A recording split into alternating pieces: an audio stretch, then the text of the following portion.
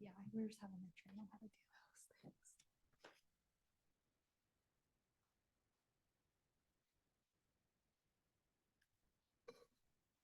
So good afternoon.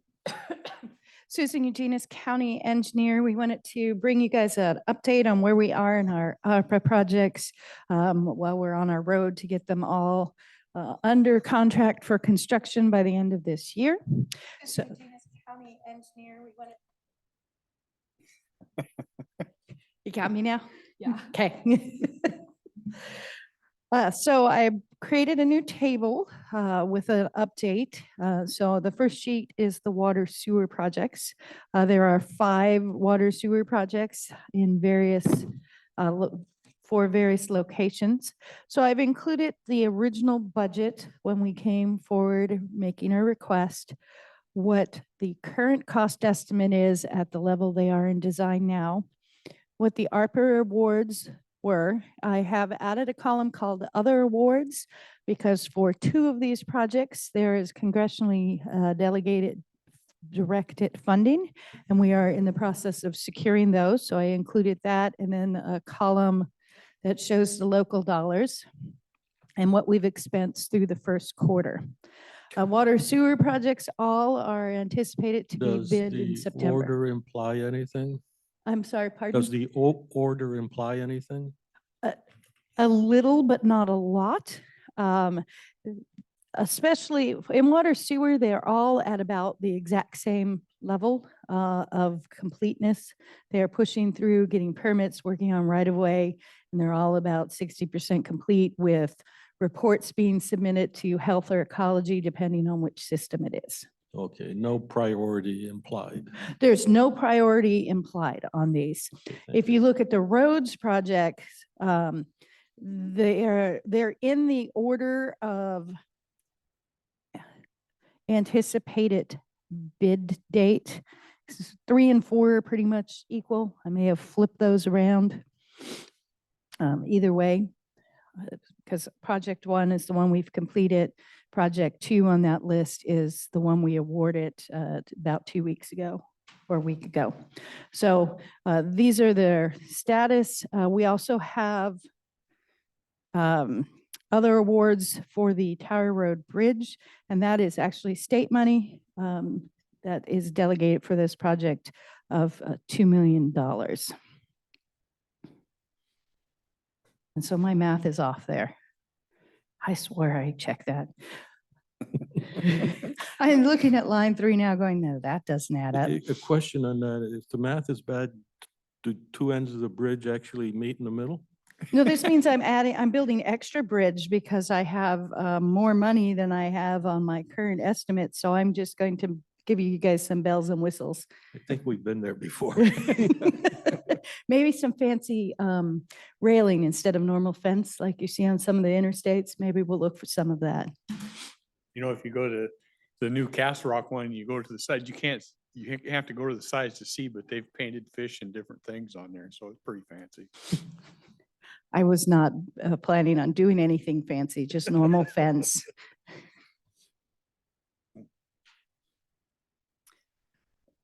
So the South Cloverdale Road project, I know we've talked about that one quite often because of some of the hiccups with right-of-way. We're working on getting the right-of-way cert, and we've gotten all the documentation in to washed up for our NEPA update. We received 2 comments, which were, this is the old endangered species list, add this species, resubmit it, and we should be on the path for approval. So that was their only comments on our resubmittal. So we're in a good position to do that obligation and advertisement in September. I know we bring this up every time, but the ARPA funds have to be spent by 2026? Yes. Unless Congress changes that date. Yeah, the big push for us on these is more getting that construction contract signed by December 31st because of the tight timeline and bidding. Most of these projects are a single year project.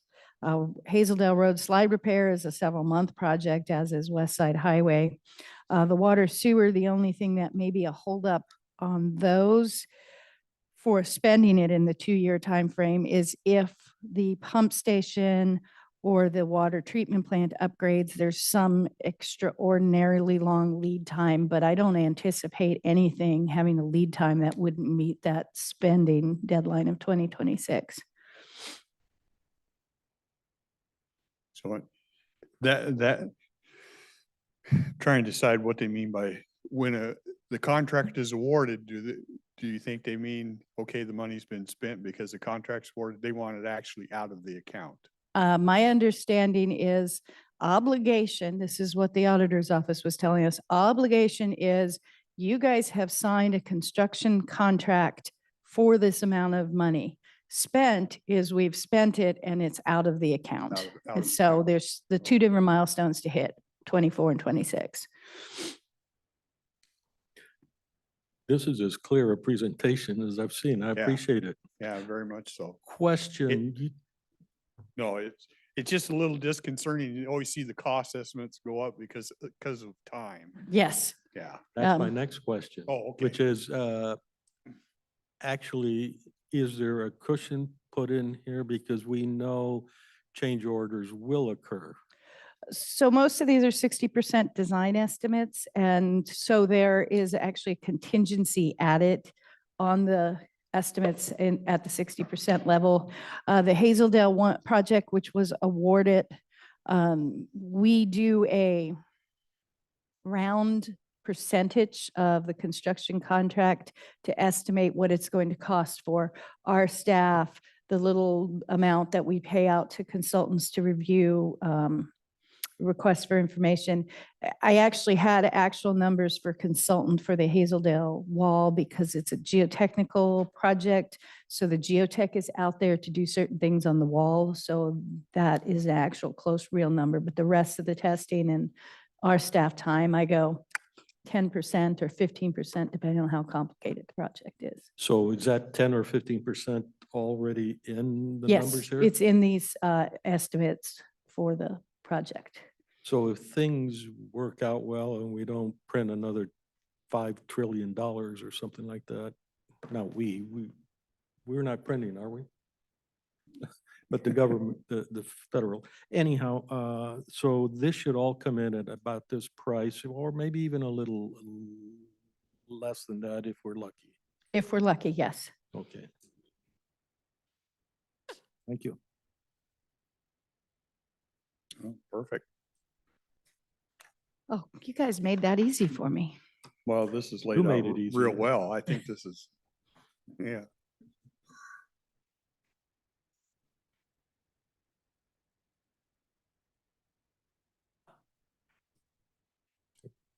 Yes.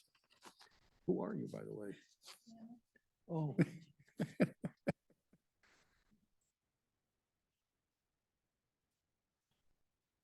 All the meters. Yeah, okay.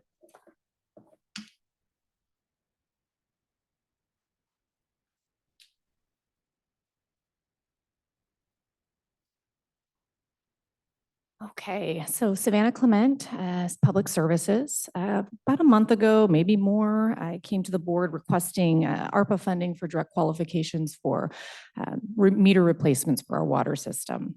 The board had some questions regarding return on investment and overall cost, and when potentially the system could pay for itself.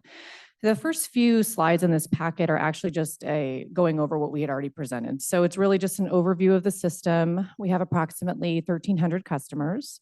We have a contractor that reads our meters manually every month. Our meters in the picture indicated on the first slide are different varieties, types, different years. We did indicate that 2/3 of our meter system were older than 10 years. And that reading accuracy concerns, we continue to have those because of the different quality of meters that we have in place and their age. So on the accuracy, is that one where there's a drift, or over time it'll all average out to be fair? Thoughts? So I've read a couple studies on these. They tend to become, it gets better for the customer for a while and then worse for the purveyor and then drifts back and forth, they tend to just deteriorate.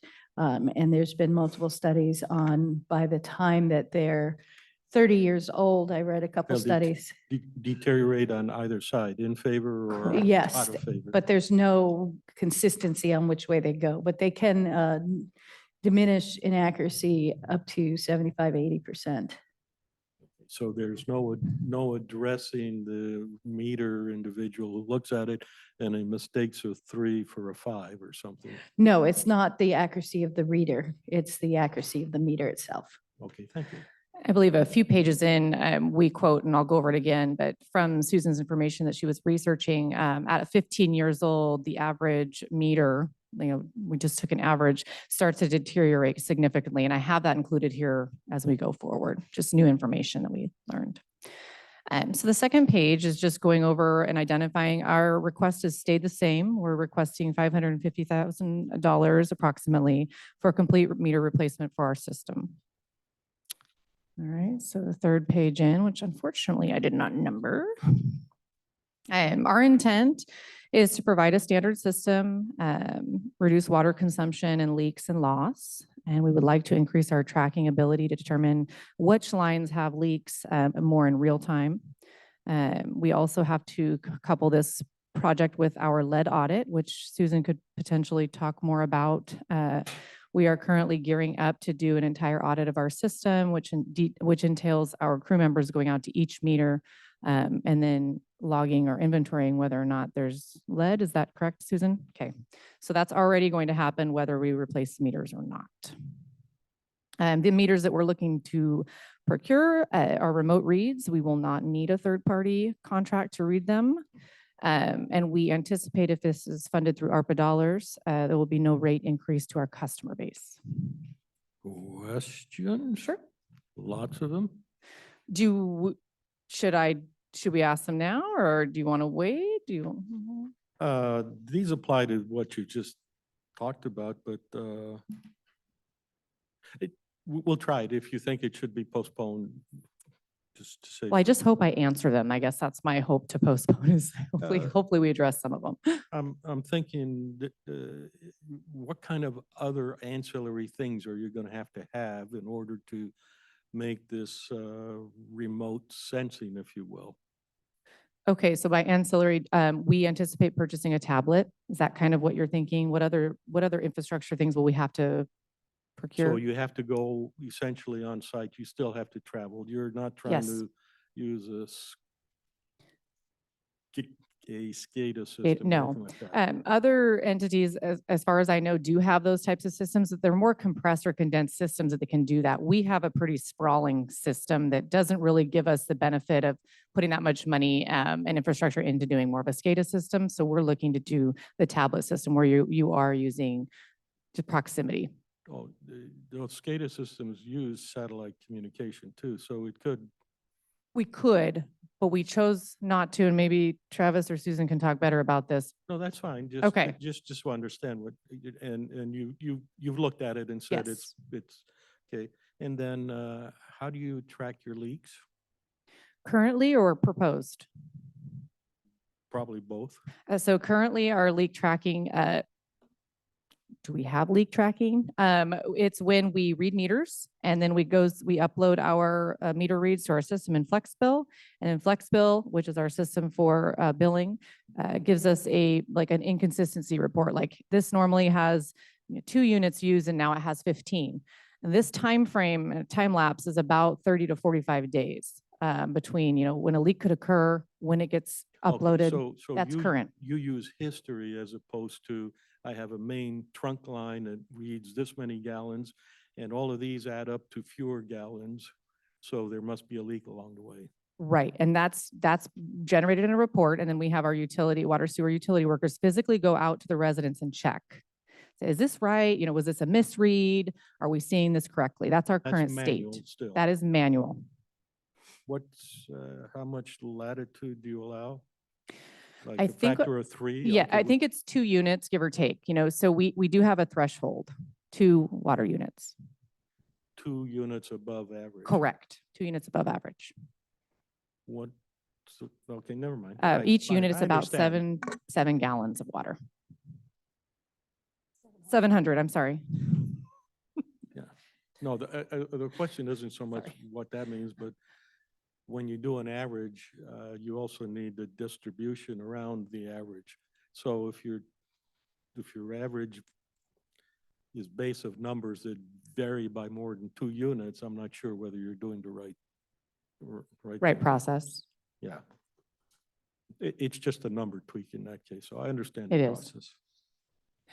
So to answer, Fun. hopefully answer the rest of the question, we would propose, from my understanding of the system, we would have more of a 1 to 3 business days, depending on when we found out, or when we were alerted by the system that we had inconsistency in read or a high usage. So we would get that almost more of a real time. That's the intent, as opposed to the lag of 30 to 45 days.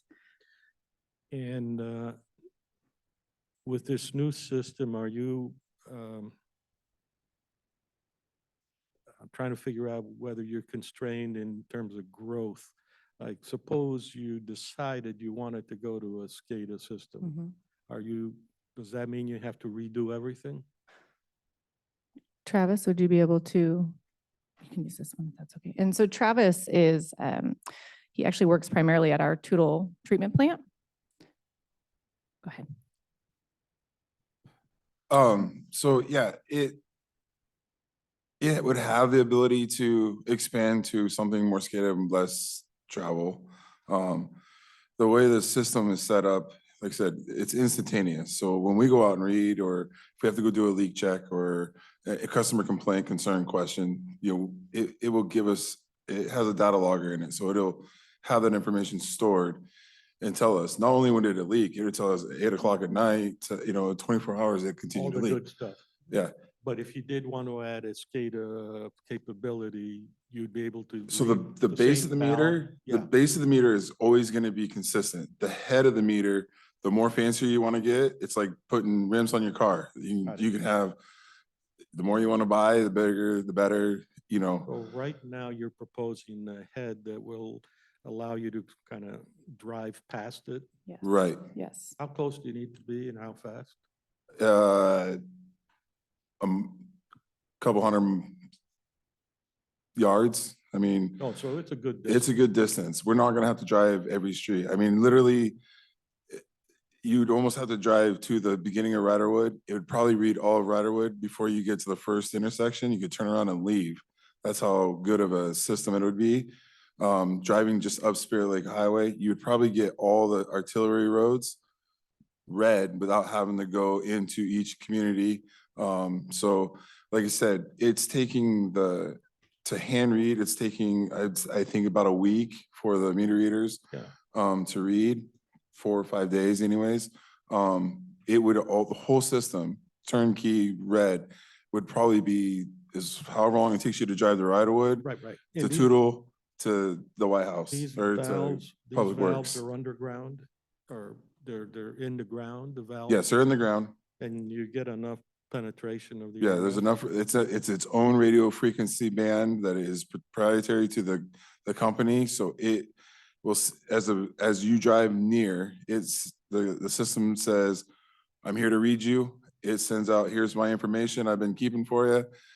It gets downloaded onto the computer inside the truck, and we just keep on driving, and we come back and put it in a docking station, uploads, does all the magic that we don't know. It's a licensed band?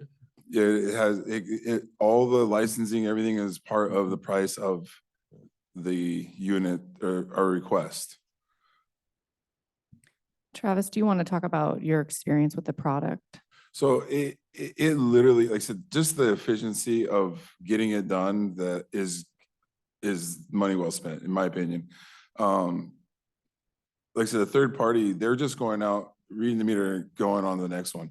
That the project of the lead and copper that we have to do, that it's a big, us physically checking our system 100% from meter 1 to meter 1300 is going to be a huge benefit and asset to us.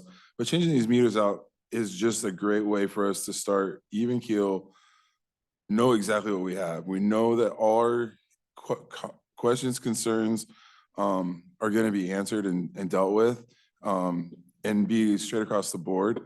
And then as far as just they're a company that has done everything to make it so that it is user-friendly for all the municipalities that operate with it. They're by far one of the best. And Have you worked with, so you've worked with the product before? I've so- worked with okay. this particular product before. It is a different generation. It was a few years older. But this generation, from what I'm accustomed to, is not to the point where you have to have a college degree to relearn their upgrade. So It's I'm pretty gonna go out straightforward. with my tablet and at the end of the day, I go home and it automatically uploads to, Yeah, the software, the data that it picked up from us going to read the meters gets transferred into the billing software part of the stuff. And that all worked out with IT. Not with IT, no. It should be in, I mean, right now we upload from our, Pretty simple. yeah, from our manual reads. So I don't anticipate that that'll be a big speed bump, but Okay, and then compare what you pay today to get the meters read compared to what you think it'll be when the system is in place. so I have it, it gets flipped to the end. Did you have something you want to say? no, So it's talking about how we physically read the meters today, which is by contract, which is about $30,000 per year. We would not be paying that moving forward. It would be, we would be using current staff, current equipment, with the exception of the tablet purchase and the meter purchase. We also think that labor will be kind of a net zero estimate because our crews are already going to each individual meter for this lead check-in. So they'll already physically be going out to each one of them and then doing the That replacement at that check-in time. is not a constant thing, is it? No. It's not. That's a way for us to not take our time away from other projects. We already have to, so we're not, like, if we did the Lynn project this year and then bought these meters next year, we're going back and doing the same thing to the same area twice. So we're trying to kill two birds with one stone. We got to do this project for the lead and copper. Yeah, no, I understand. And so that, but the reading of the meters, the manpower to maintain the system in-house, we have to go out to Riderwood every day. So to have that person read that Riderwood account is going to be done. We go to Camelot every day. We go up to Tootle every day. So we're not delegating anybody, one person, to have to go do a special task to save us, we're already en route to all these areas. So we're just adding a function to that daily route that is automatic, that we're not really paying attention to. It's just getting done. So To me, what- it doesn't add up. So what he is saying is instead of them doing meter reads when they're driving through Camelot, which they do every day, their tablet that will up. be on and pull the data. So they're already going to Camelot every day. Essentially, the coverage is daily now, no matter what. Yes. Yes, they're going to those places daily. So this will read it daily while they're there without them having to do anything additional.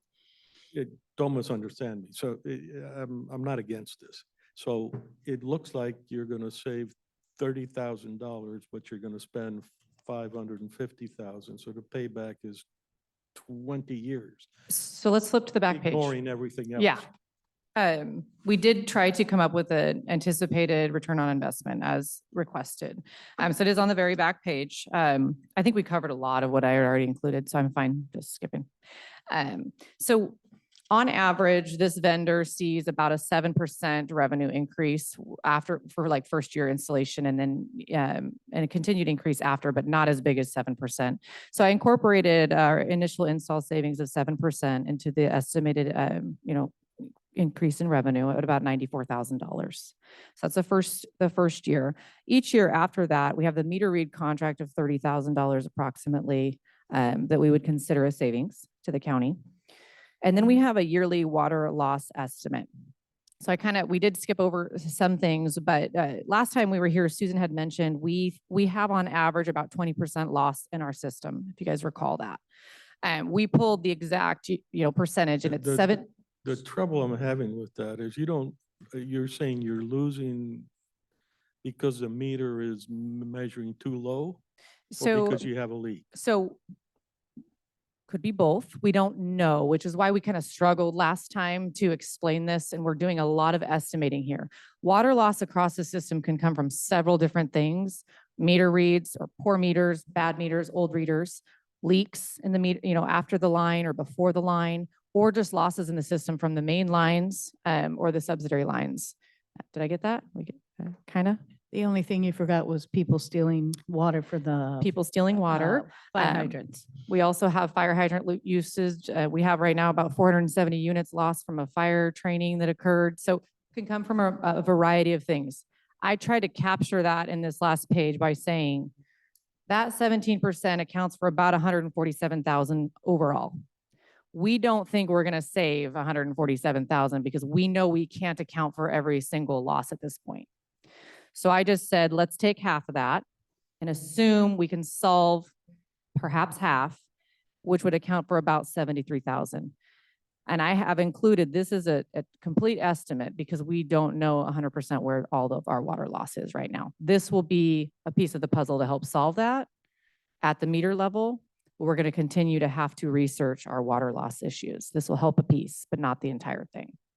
Yeah, the only objection I have is that it's probably optimistic because, okay, Yeah, I don't disagree. Again, it was like, we have rough numbers. We don't know what we don't know, but we're trying to figure that out. Travis, what do you see in the life on these new ones? They're pretty much a 15-year, a 10 to 15. I mean, they're almost guaranteeing a 10-year on the, because it is a battery. It's a battery life. But this system versus the one I came from. So the one I came from was a 7-year battery life, but it always sent out a signal. Now they have it so that instead of always sending out a signal, it only sends out a signal when the computer tells it to. So the battery life is now extended to that 10 to 15-year threshold. And then again, the replacement is just the head. It's not the whole meter, the brass, and so Right. the cost per meter drops considerably because you're only paying for the mechanism that is doing the talking. So, Yeah. So just in the meter read contract over 10 years, we're going to recoup roughly half of it, Mhm. just in that Just in the one item. contract. Yeah. Yeah. yeah, I think one of the points is you can't tackle anything until you get decent data, and until we change, we won't get decent data. Right. Yeah. Do the meters, they have a battery that has to be replaced or on a schedule, or every, the battery goes, it's gone? so this system it kind of gives you a heads up when it's slowly dying. I mean, but the thing is, it's a sealed unit. So it's the register, everything, it's one thing. It's not like you can take that apart, put in a battery, a AA, put it back together, because it's all proprietary. There's probably some, I'm not exactly sure how the battery works, but the register part is they're considerably cheaper than the meter. The meters that we are currently installing by the same company, the body we've already put in the ground is going to be the host body for these new registers. So we've already kind of started implementing over time, putting these in. So now we just have to go and replace those registers. It's not going to be all like in 10 years, we're going to be blacked out. They'll slowly deteriorate. But again, I mean, they're calling it a 10-year warranty on it. They're more to the 15. They're projecting farther. So, and like I said, like everything else, as technology comes in that 10 years, when we get to that point of needing to address this again, what's on the market or what this company has, I'm sure is just going to be even better yet. Personally, that's what I feel. Yeah, there's a lot of opportunity to do tricky stuff if you were the developer. Do they use the energy from the flow at all? Do Oh, some of them use? They don't. I mean, if you're bored and you think you can come up with some, I'm sure you'd be a millionaire in some. But no, to the way the meter works, I think there's just too many moving parts to try to generate enough whatever to recharge a battery that way. Like kind of what you're talking about is a way to regenerate a battery.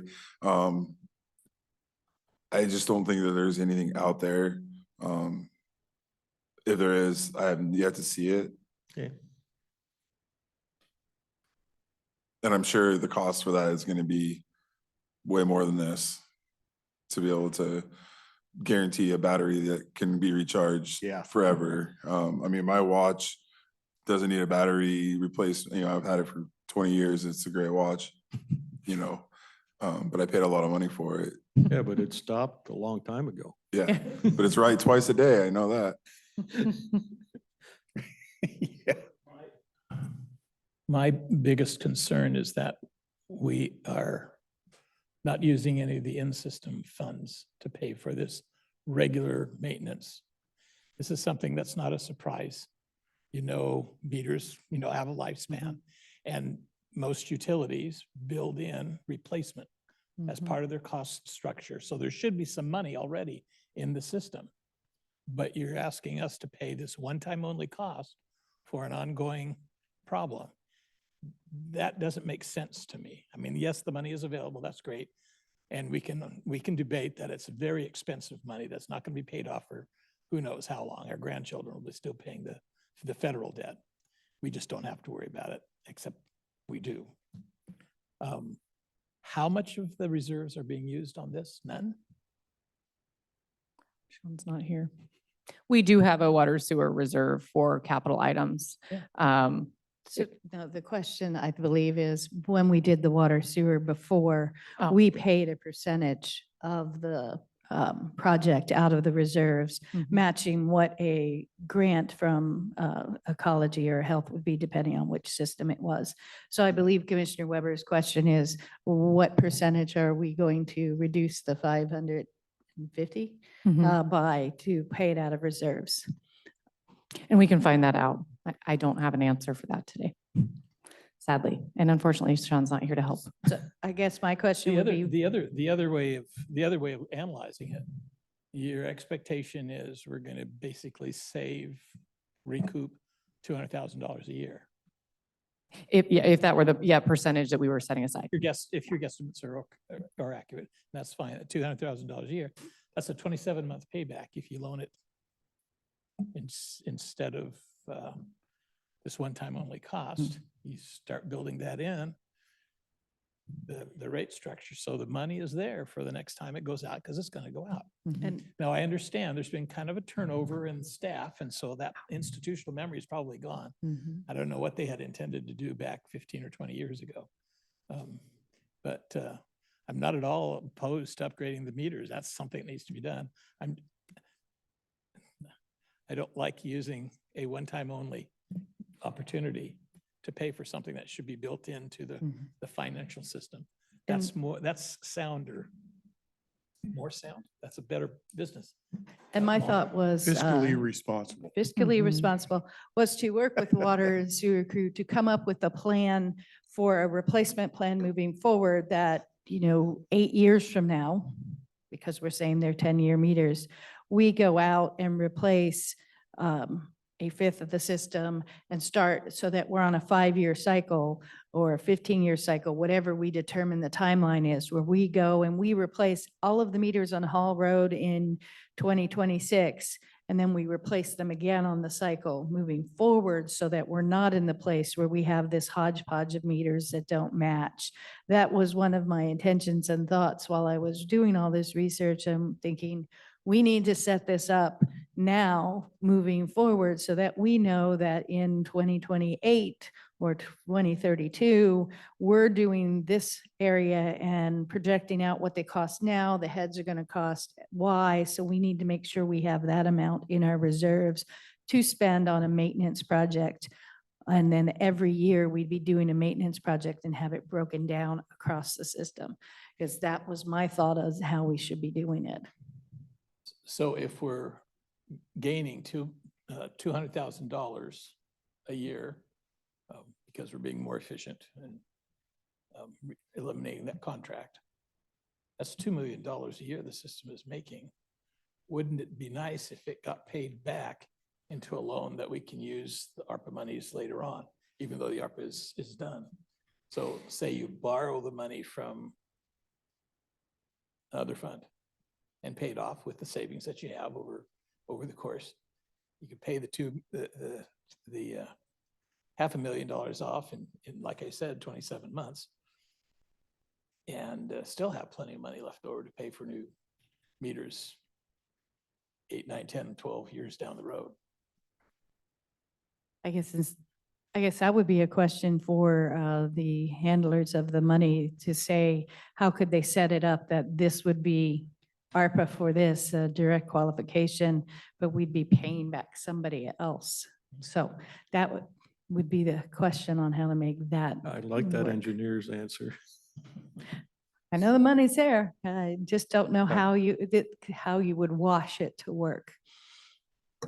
Yeah, I mean, I think they're valid Mhm. points, but like engineers, I look at it and I say, you worry about it. We have to do it anyhow, so. And our replacement on these would have been, if we're through the budget process, like for like, as far as with our current rate structure, because we wouldn't be, this is considerably more than what we would spend on a normal meter. So the meters that we replace now, just standard, how much do they run normally, Travis? They're about $70 a piece. My guess is those in Camelot are not nearly as much as the Tool and Ryder water systems, because county owned those ones, but the That's true. private one was done on the cheap, I'm sure, Mhm. which is why we have them, right? So yeah, and our maintenance replacement would account for about that amount for each one, as opposed to, these are considerably more because they have a lot more upfront costs because of what they are. So it's just something to consider too. I don't, yeah. I think it needs to be done, but I share some of Commissioner Weber's concerns. I think at the very least, what you were talking about, a plan in place so we don't really even see this again because it takes care of itself. And how do we make sure that 10 years down the road, when there's 3 different people sitting here, they don't get hit with this same thing? Mhm.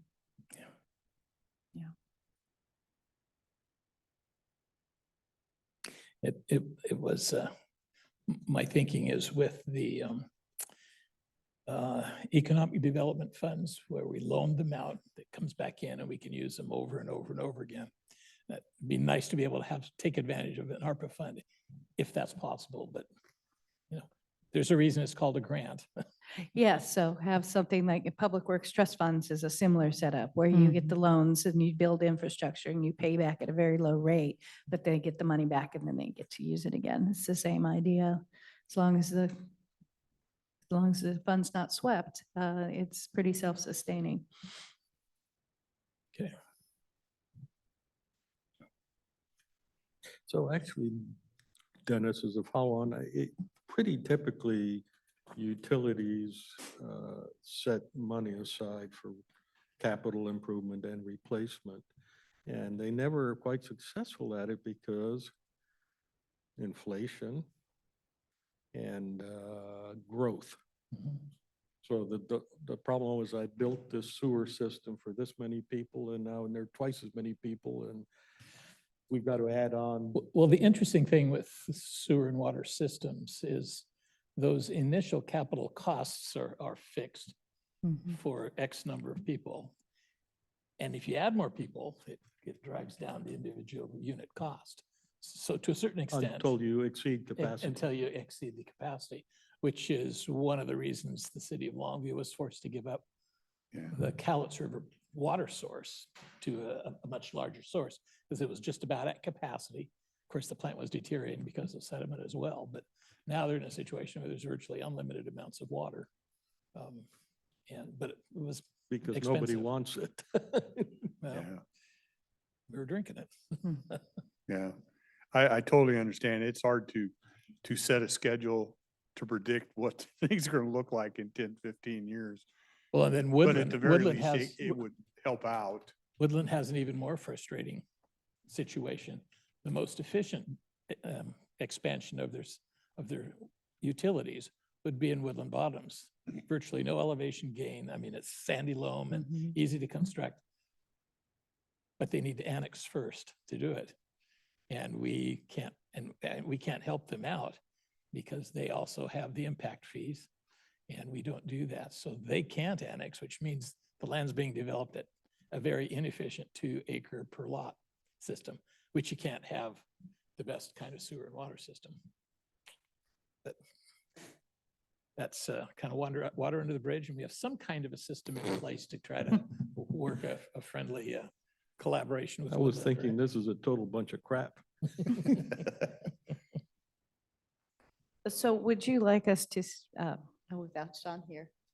Would you like us to say we will do 15% of the project through water sewer reserves and move forward that way? 25% or whatever percentage I did with the original request, which it might have been 20%. I think it was 20. I think it was 20. That the water sewer fund paid for 20. I put my glasses on, I might be able to figure it out. So let's see, Shadow Mountain, our original estimate was $2 million. Yeah, it's looking like we were doing, And Shadow Mountain is part of the Tootle water system. isn't it? Shadow Mountain is part of the Tootle water system, so it looks like we were doing, Half of it. No. no, so our original estimate was 2, the award was 1.5, so that would be 25% was coming out of the reserve, the water sewer fund. I'm not following your edict. I don't have my calculator, so I'm really nervous. I'm doing math in public. No public math. I'm thinking at this point, I'd be happy if I assume we are gonna go through and do the Yeah. project. Yeah. I think we need to, yeah. And you chatting with Kathy or Sean, Mhm. whatever, Mhm.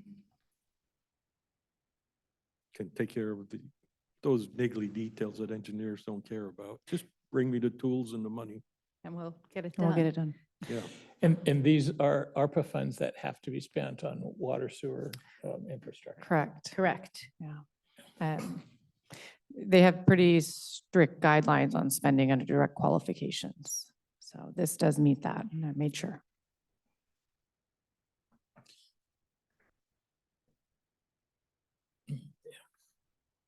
So do we want to offer a motion? Do we need a motion? We just okay him to do it? I think I didn't let Kaylee in the auditor's office know we would be making this request again for the same amount. So they're aware of that. And I let her know if the board was going to approve or deny, and I would let her know via email. So I think I don't know that it needs an official approval. I really don't know, and I don't think she could be on, so. I am perfectly satisfied to trust you to look into, is there another way of financing that accomplishes some of those other goals? But Okay. I don't want it to stop the Yeah. program going forward. Yeah, we'd have to obligate by the end of this year and Yeah. have it expensed by next. So it's a kind of a time crunch, but I think all three of us are good with that, right? Mhm. Yeah. okay. Okay. Thank you. We appreciate it. And I appreciate that you bring your staff too. Yeah, thank you for being here, Travis. Thank you. That, And I guess, welcome aboard. There's a very important ceremony for county employees that go Run. before the mic. so, but you did bring up a good point. I mean, about staff turnover. You know, Patrick Harbison recently left. We have almost an entirely new water sewer crew, all except for one person out of 5. So, you know, we have been really working together on improving things, and they've been great in supporting that and coming to the meetings. And it's been going really well. So.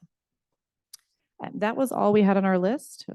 We don't have any more requests, thankfully. But if the board has any other questions?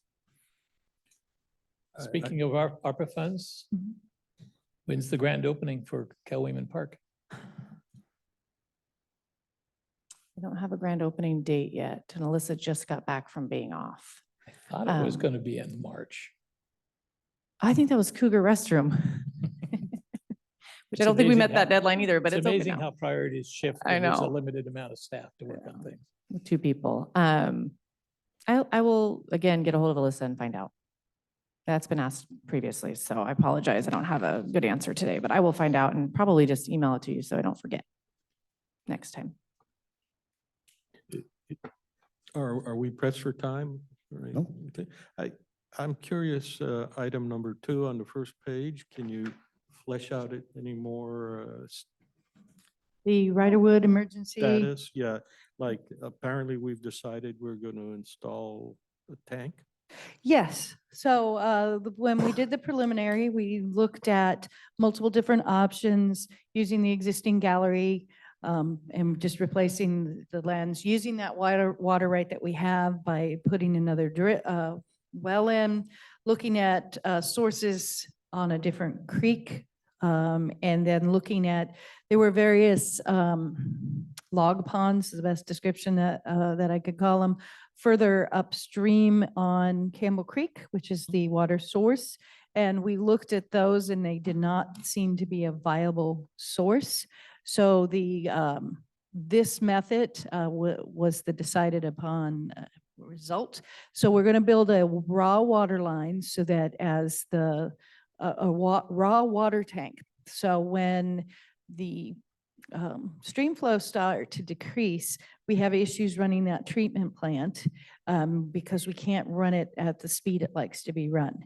So by having a raw water tank, because we don't run it every day, it can build up water so they can run it at the speed that they like to run the plant at, that it treats the water the best. In addition, we will be building outside a fill station. So if for some reason Camel Creek goes dry, let's hope that never happens, we can truck water in from other locations and discharge it to our raw water tank and then run it through the plant, because that is what we would be required to do to treat it once it got there. So it would give us a way to store the water and then run the plant.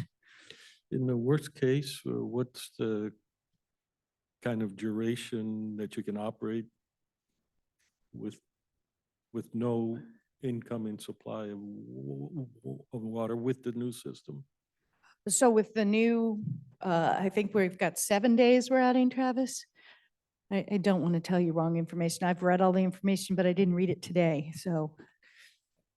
Yeah, it's a seasonal thing on Riderwood, but it would be about a 5-day comfortably that they would be able to survive without us refilling the reservoir.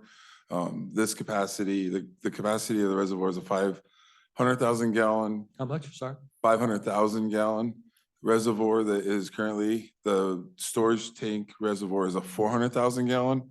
So the idea is that we would be able to always be able to regenerate water for the town and also have water on standby to be treated at a fairly quick turnaround. Like I said, this time of year, they don't go through as much water, but they love their flowers in the spring and summertime, and they go through a lot of water. So, so for us to refill that reservoir in the summertime, the creek starts to dry up, and that's where we struggle. And they've had to do a water, They brought in tankers, haven't they? I think they brought in a tanker and a water restriction for a while. And so this is to help not get into that dilemma again. That's where the numbers seem elusive to me. This will prevent that from happening. This won't necessarily prevent it. I mean, but it'll definitely make it so that the possibility is way farther out there. I mean, like I said, we got the reservoir full or near full, and we have 400,000 gallons, on standby. If we cannot refill that 400,000 gallons by the creek, we can truck in water to get that 400,000, just continue to, have a place to do it.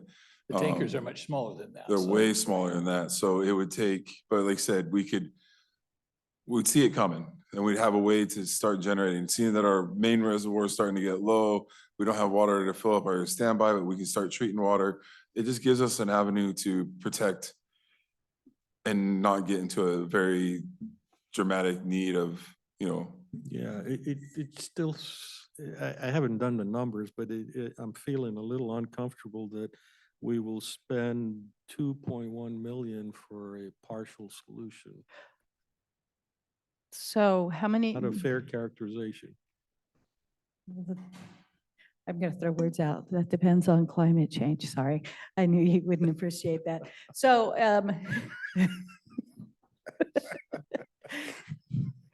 What's this about at will?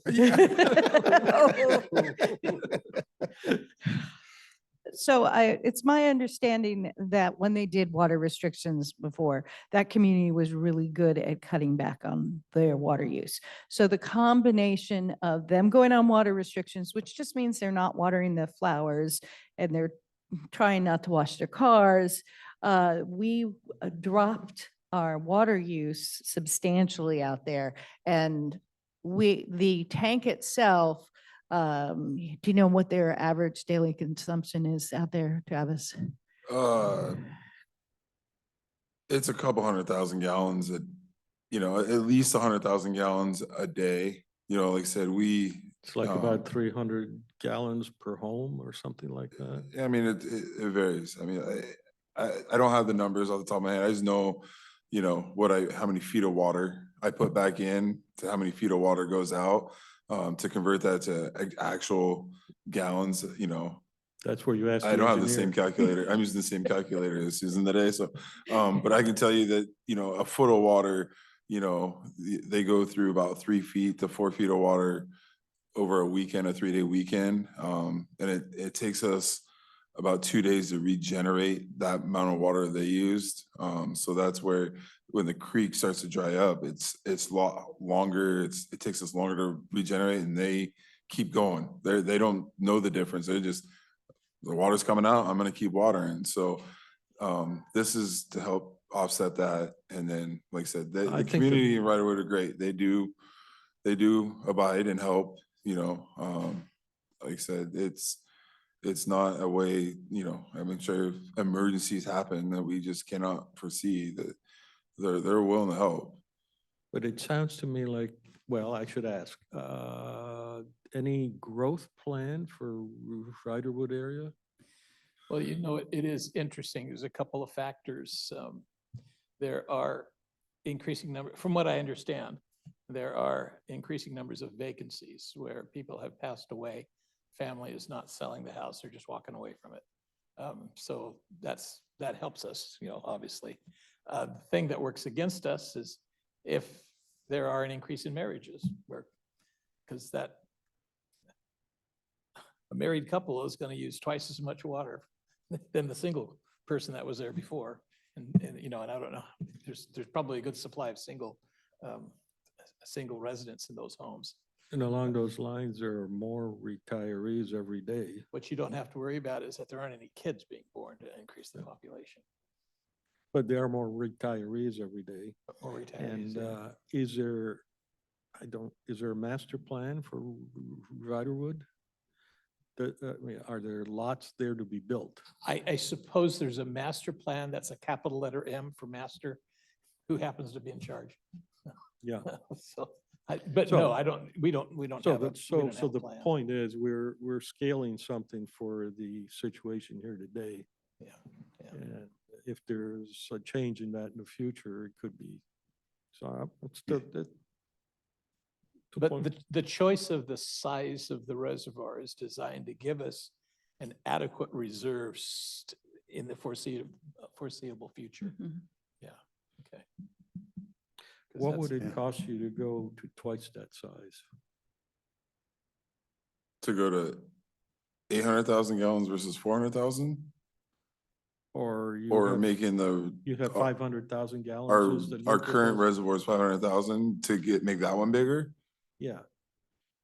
Or however, you just to add more of the I mean, that's buffer. gonna be a whole nother project just because of the location of where our current reservoir is, the elevation, and tying all that into the infrastructure. I don't know that would necessarily be Well, the we would right put- way to go. And the only reason why I think it would be a tricky one, and I'm just speaking off, just, we would have to install stuff pressure is, the pipe's only gonna hold so much back, kind of what comes to town.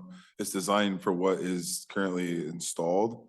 So adding a standby reservoir that's just sitting there idle isn't really the best thing either. That's why it's called a raw water. There's nothing that we have done to that water. We've just accepted it from the creek. And it's just available. And then, like I said, in emergency, getting it trucked in, we still want to treat it to the standard that we are required to before we get distributing it to the customers. But Pressure reducers are pretty common, so I don't think It- that's a challenge. The- So I'm saying, if I understand the project correctly, there's a location and you're going to put in some equipment to store 500,000 gallons. Is that four right? hundred thousand, we're gonna install a 400,000. 400,000 gallon reservoir tank or a raw water tank is what we're Right. calling it. And so the question is, can you make that 600,000?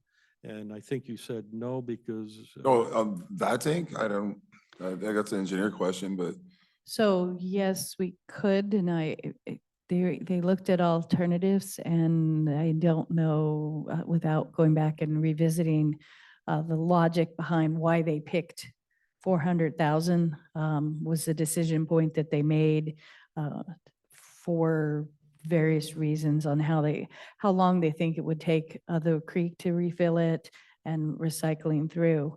One of the problems is so I'm switching gears to what I think Travis was trying to say.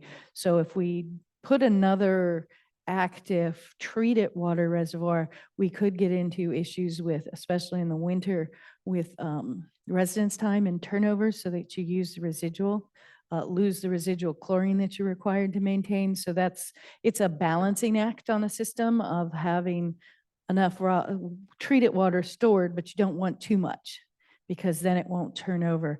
And so that is what you need to balance your system for. and I'm pretty sure, and the 400,000 gallon is elevation of it's flowing from the creek naturally. It's not pumped to this reservoir. So once we get to a point where we're gonna be taller, or if we can't get taller, then we have to get wider. Well, And so then the the square creek won't footage, ever run dry. right, the square footage in the lot and the size, so I think that was kind of the biggest that we could fit in the area that it was gonna go, without having to introduce any mechanical addition to store the water there. So Campbell Creek flows in a northward manner. Yes. Yeah. Yes, Because it ends up going up to Stillwater Creek. Is that the one up by Allender Road? At any rate, Yes. it's north flowing. The water treatment plant is south of the Riderwood homes. Mhm. The sewer treatment plant is north, which is yes. downstream. Okay. All right. Yeah, it discharges into Becker Creek. Oh, okay. Yeah, the wastewater plant does. We draw water out of the Campbell Creek. Becker Creek is kind of a parallel, It kind of, kind of, ish, yeah. I guess. I'm sure they merge at some point together to make it the rest way. I don't know. I never really looked into. Becker flows, it joins it up closer to Allender Road Yep. Mhm. and to the west of Riderwood. And Campbell Creek joins it to the east.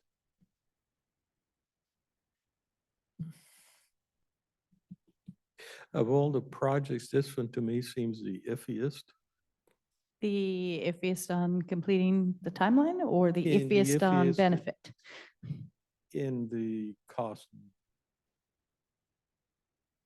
benefit analysis. Okay. But that's just my gut feeling on it. So that's why I'm asking all these questions. And then I think it comes back to the whole drought resiliency. See, I used a better word this time, drought resiliency that we're working on making our systems. No, I don't- I think with due respect, I think probably the Shadow Mountain has probably the worst cost benefit. That's a $4 million project for 8 families or something like that. Yeah, I sit corrected. In fact, I wish you hadn't said that because that one's always aggravated me. So the only thing with Shadow Mountain is besides those 8 families, there is the potential for a lot more to connect on and for those lots to get smaller and have more potential residents in the beautiful town of Tootle.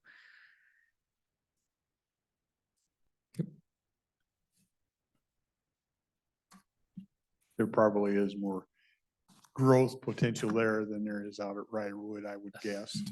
100%. I have no idea. Yeah. I haven't looked back, but if you go through Riderwood, it looks like it's been pretty much the same for many years. I don't think they have a lot of increase. Yeah, I'd just like to point out that a majority of these problem areas are in District 3. That is correct. For the water sewer, yes, they are in District 3. In 7 months, I'm going to point out a lot of things.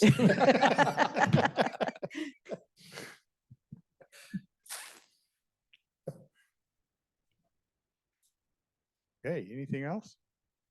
Just the last thing, it's National Public Works Week. So we'll be You putting guys that. have your own week? We do. Wow. So It's the only week they work. Uh, How about that? You know what? You're not going to want a proclamation, are you? nope. You know Okay. what? If the weather's bad, take Fridays off. Awesome. There's also a National Engineers Week and a National Female Engineers Day. Wow. I women engineers only get a day. We can condense our They'll get ugly celebrations soon. much Because it better. takes guys 7 days to do what you can do in one, right? Exactly. Isn't heard those there arguments a before. Travis week also? You mean that people named Travis? It's a month. Travis Appreciation Week, yeah. He gets an incredible amount of potlucks up in Riderwood because they love it. He's by far the youngest person there. Right? Everybody likes the kids. Okay. Thank you. I do want to thank you for carrying on without me. The hearing was very interesting. We were reviewing an appeal to a decision made by the city of Stevenson to allow the construction of a series of cabins and an event center on a peninsula that sticks out into Rock Cove, which is fed by Rock Creek. Interesting name because we have the same kind of issues. But the peninsula used to be home of a veneer plant, and which was finally taken down back in the 70s. And so they're trying to develop it. But the city of Stevenson had a shorelines management plan that required whenever there's a development along the shoreline, there has to be public access maintained. And for this peninsula, there had been an easement for public access established. And as it turned out, the easement crosses over very steep shorelines. You know, you can't build without destroying the shoreline. And so they moved a portion of the trail upland from the cabins that they built. And the appeal was, no, they're supposed to be on the other side of the cabins. So we spent 2 days kind of establishing the facts and the rationales and the wherefores. I hope Doug's not listening, but the lawyers really took a long time to make their points. It's not exciting. But I was representing Washington State Association of Counties, and there was one of the other board members represented the Association of Washington Cities, and then there was a governor's appointee, and so it was the three of us, and then an administrative law judge that ran the proceedings. So very interesting and neat to be able to do it by Zoom. So Yeah. I understand the agenda for next Tuesday is super loaded. Well, we have Board of Health next Tuesday. Okay. But our agenda, from what I've seen, is pretty light. things, Yeah, yeah. just 2 things. Yeah. Anything else? Any public comments? Okay. Thank you. We will adjourn.